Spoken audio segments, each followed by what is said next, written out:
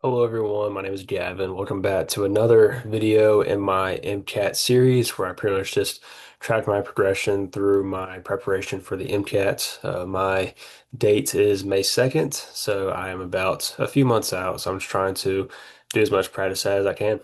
Today I did 40 questions of the U World Q Bank pertaining to the bio and biochemistry sections.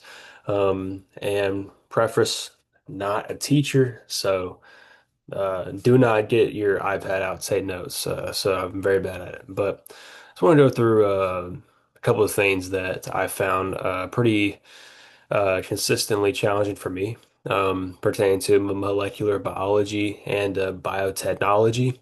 I realized with the passages today that a lot of the questions are pretty much your knowledge of content and how they apply to research experiments, which is like a weird thing I've never really been tested on before. So it was a little bit difficult for me to pertain through that. I wanted to show you guys a couple of the research, their biotechnology methods that I was tested on and that you should probably know because there's a lot. So, well, not a lot, but they're very distinct and their procedures are very meticulous in them and how they're questioned. So, I want to show you guys that. Sure, let's get the screen sharing. Okay, here's my schedule again. But yeah. So I'm here on the Jack Weston site about the recombinant DNA and biotechnology. Shout out to Jack. I don't know who you are, but love you, bro. Um, and a lot of what I was tested on today was, let's see if I can get this into one page. Yeah, yeah, these nine right here. I was testing on all these today.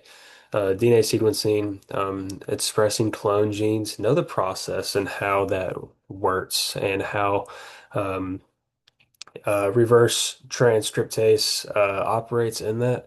Know the process of Joe electrophoresis, why it's used, and also Southern and Western blotting and what it's used for. Kind of blanking on top of my head about the distinctions, but I know that Western blotting is able to um, identify segments of total RNA strands. So if you needed to know the tRNA strand of a whole sequence, Western blotting is able to help you do that. Gene cloning, generation of cDNA, that was a passage as well. I've actually heard of cDNA maybe twice in my life, so that was new to me. Then hybridization was in a lot of my answer choices, so try and know the um, when to apply that technique. Was not tested on PCRs today, but I know that that will come up. But I thought it was pretty interesting today that really the knowledge of biology is used in research. That's like the main goal of it, right? Is to advance research and understanding. So I kind of slat on whichever chapter it was in bio or biochem pertaining to biotechnology. I think it might be uh, biochem, but probably a mix of the two. And then yeah, also knowing just molecular biology and its functions. I always thought it was pretty similar to cellular biology, but it's really not because cellular biology and molecular biology are two different fields of studying the interactions and processes between between different proteins like enzymes and all that. So I thought it was pretty important to know. So I'm here just kind of reminding you guys to do the same.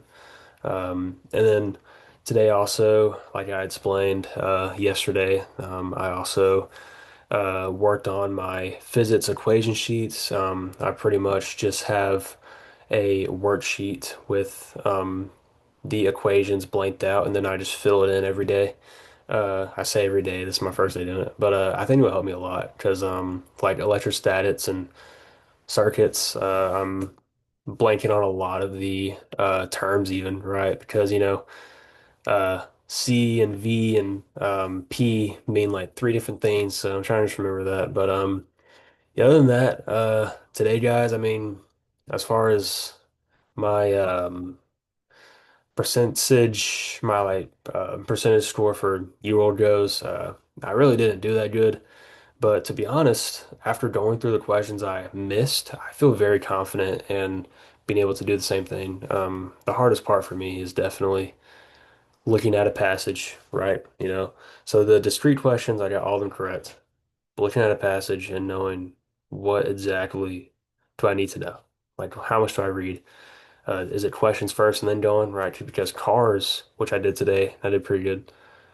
Right, you read everything first and then you answer everything and go back and forth, right? That's what worked for me, because you know the author and everything. Bio and biochem, right?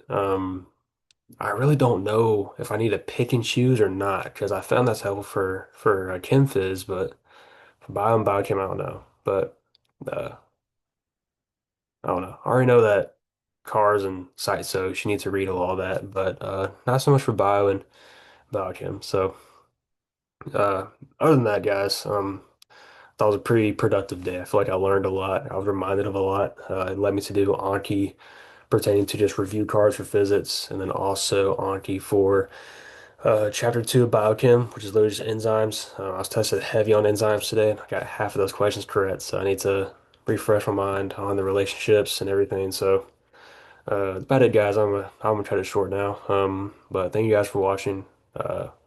You got this if you're excited for the MCAT, and if not, shout out to you.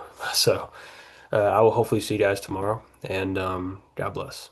Oh, also, uh, let's see.